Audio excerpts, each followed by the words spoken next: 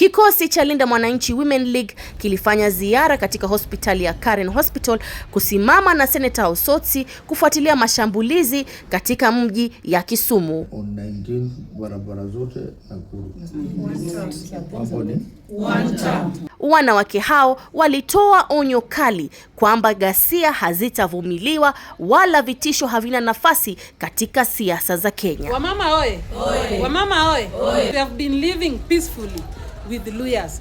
They are our in-laws. Hatujai kuwa na shida yoyote. So, hii kitu kama wamama wa Linda Mwananchi tumekataa.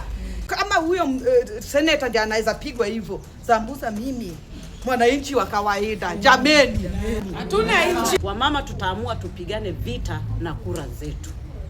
We are really condemning this issue na tunaomba serikali ichukue hatua.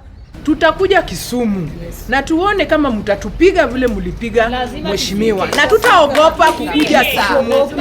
Na ule mtu mwenye alipatia hao vijana pesa waende wapiwe mheshimiwa, hii pesa kwanza kitu kama SHA haifanyi sahihi. Si pesa hata afadhali muweke kwa SHA hata inunue madawa at least. Sisi kama wananchi wa chini, sisi tutafanywaje kama waheshimiwa na wakombaka na walinzi wao wanaweza fanywa hivyo? Leo wala kesho hamtafika bei na tumewakataa. One time.